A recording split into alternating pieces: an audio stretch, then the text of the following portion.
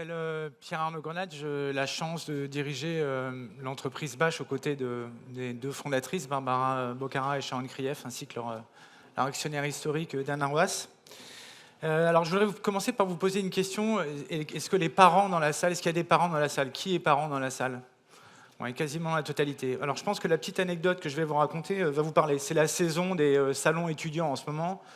Et donc c'est le moment où on pose la question à nos enfants de leur avenir et des métiers qu'ils veulent faire. Et il se trouve que ma fille de 15 ans, je lui ai donc posé cette question, est-ce que tu sais ce que tu veux faire? La réponse, non. Je pense de ce point de vue-là que je me situe dans la moyenne des parents. D'ailleurs, à son âge, je ne savais pas bien ce que je voulais faire non plus. Et elle poursuit la conversation, elle me dit, moi en tout cas, je veux faire un métier qui a du sens. Alors je m'apprête à embrayer sur cette conversation, elle m'interrompt, elle me dit, pas comme toi, papa. Et donc, pourtant, se vêtir a du sens. Et si ce n'est pas perçu ainsi, c'est donc qu'il faut probablement se réinventer. Alors, comment donner du sens à la création, à la mode, pour les jeunes d'aujourd'hui? Et je pars de mon contexte, qui est celui d'une entreprise française du XXIe siècle. C'est un peu ce que je voulais partager avec vous aujourd'hui. Toutes nos marques, nos créations françaises, en fait, elles embarquent, selon moi, et je pense que ça a été dit avant moi, un double héritage français. Un héritage qui tourne autour de l'art de vivre, et un deuxième héritage qui tourne autour de la capacité à influencer le monde sur des valeurs fondamentales, cardinales. Donner du sens, finalement, c'est une opportunité unique pour les marques qui sont issues d'un pays qui a défendu énormément de valeurs universelles dans son histoire.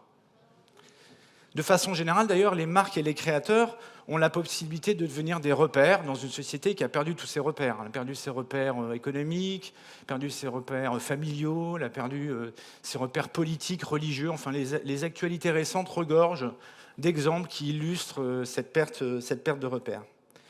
Alors, comment les marques françaises, de par l'héritage notamment culturel, et pas que les marques patrimoniales, j'entends également des marques récentes comme Bâche, peuvent-elles décliner le mot sens? C'est-à-dire donner du sens, montrer le sens et parler au sens. Alors un certain nombre de marques le font, sur des sujets aussi importants que le développement durable, bien entendu, le groupe Kering ou le groupe LVMH, le Women Empowerment, par exemple Bâche, qui est un de nos sujets de prédilection, ou encore la diversité. Et de ce point de vue-là, les marques, je trouve, se rapprochent des créateurs, des artistes. J'ai fini de lire, je vous la recommande d'ailleurs, la bio de Patti Smith, désolé, elle n'est pas française, mais cette petite phrase m'a beaucoup plu. « Ma préférence va à l'artiste qui transforme son temps plutôt qu'à celui qui se contente de le refléter. » Probablement que les marques doivent plutôt réfléchir à transformer leur temps. Alors c'est un sujet de fond, mais c'est aussi un sujet de forme. Il faut parler au sens. Quand nous avons créé notre filiale aux États-Unis en 2017 avec Bâche, nous avons fait un voyage, c'était un peu le démarrage de notre rêve américain, et j'ai été frappé de voir que des marques de lunettes, de rasoirs ou de matelas avaient plus d'écho que des marques iconiques, en tout cas pour moi, venant d'Europe américaine. C'est donc que les communautés ne réagissaient plus aux mêmes choses, plus aux mêmes inputs. Et ça s'est évidemment accéléré pré- et post-Covid. Alors qu'est-ce qu'on en a tiré à l'époque comme conclusion?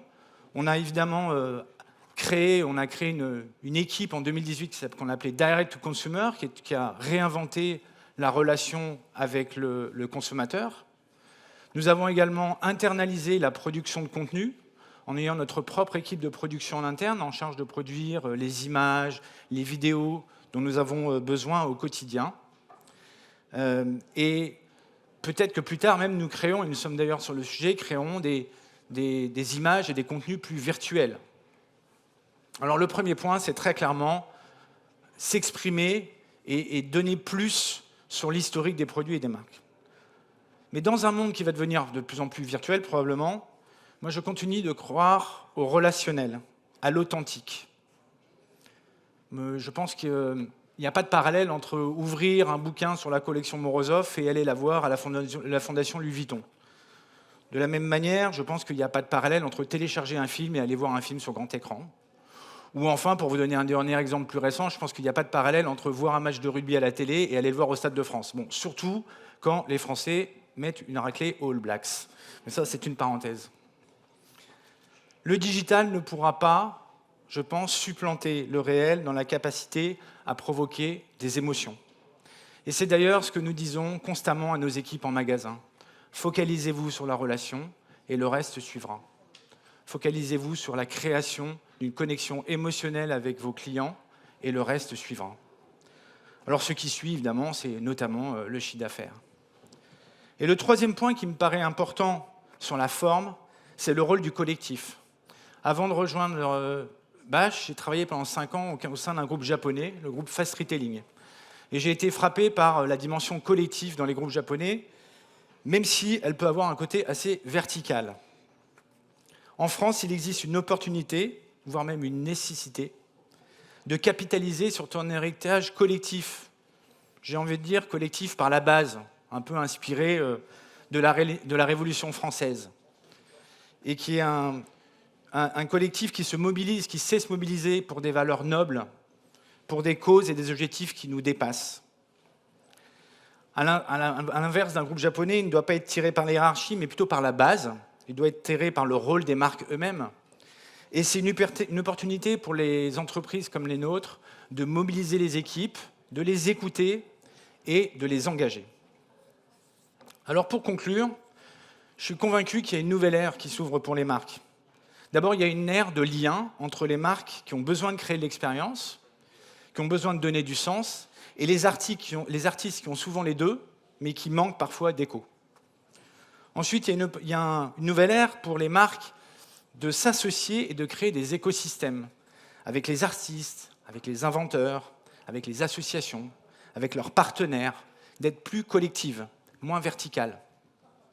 Et enfin, il existe une opportunité, une nouvelle ère pour les marques pour savoir s'émanciper de leur métier et faire partager leur profondeur. Et qui mieux que les marques françaises sont mieux placées pour cela? Je le vois avec bonheur, avec Bash, et ce dans le monde entier, sur le sujet, comme je disais, de l'empowerment au féminin. Je pense que c'est mon credo, en tout cas personnel et professionnel. Comme vous le savez, j'ai développé plusieurs marques françaises à l'étranger. Et j'espère qu'un jour, ma fille me dira « Je veux faire un métier qui a du sens, comme toi, papa ». Je vous remercie.